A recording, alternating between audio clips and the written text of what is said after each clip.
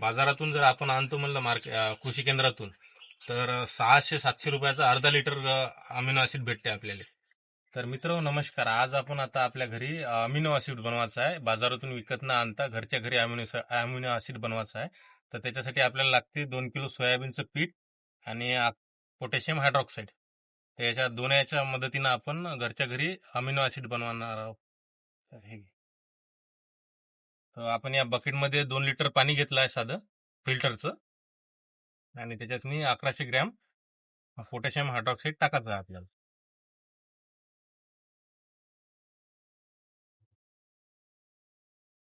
पाणी उकळायला चालू झालं आहे आता.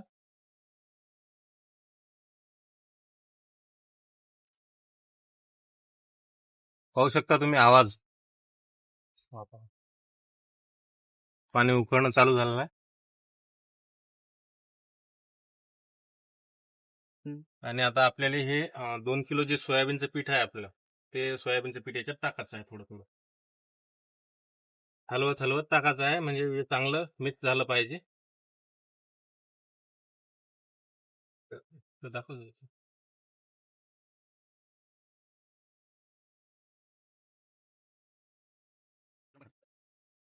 तर अशा पद्धतीने आपलं आता सोयाबीनचं पीठ टाकून घेतलं आहे पूर्ण याच्यात आपण, आणि आपलं हे अमिनो ऍसिड तयार झालेलं आहे.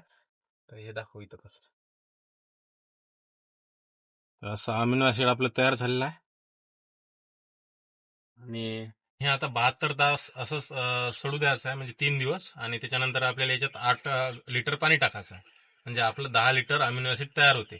बाजारातून जर आपण आणतो म्हणलं कृषी केंद्रातून, तर 600-700 रुपयाचा अर्धा लिटर अमिनो ऍसिड भेटते आपल्याला. जर घरी बनवतो म्हणलं तर आपल्याला 2 किलो सोयाबीन लागते आणि 1100 ग्रॅम पोटॅशियम हायड्रॉक्साईड लागते. तर या दोन्हीच्या मदतीनं आपण 10 लिटर अमिनो ऍसिड तयार करू शकतो. तर याचीवाली किंमत जर पाहतो म्हणलं तर आपल्याला जवळजवळ 300 रुपयातनी 10 लिटर अमिनो ऍसिड तयार होते. आणि बाजारातून जर आणतो म्हणलं तर 600-700 रुपयाचं फक्त अर्धा लिटर भेटते आपल्याला, म्हणजे 1100-1200 रुपये लिटर भेटते. हे आपलं 300 रुपयातनी 10 लिटर तयार होऊन राहिलं.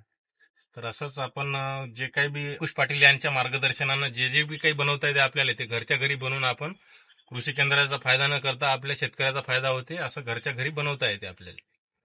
तर व्हिडिओ जर आवडला असेल, माहिती जर चांगली वाटली असेल तर व्हिडिओला लाईक करा, आणि आपल्या शेतकरी मित्राला शेअर करा, आणि आपल्या चॅनलले सबस्क्राईब करा आणि फॉलो करा.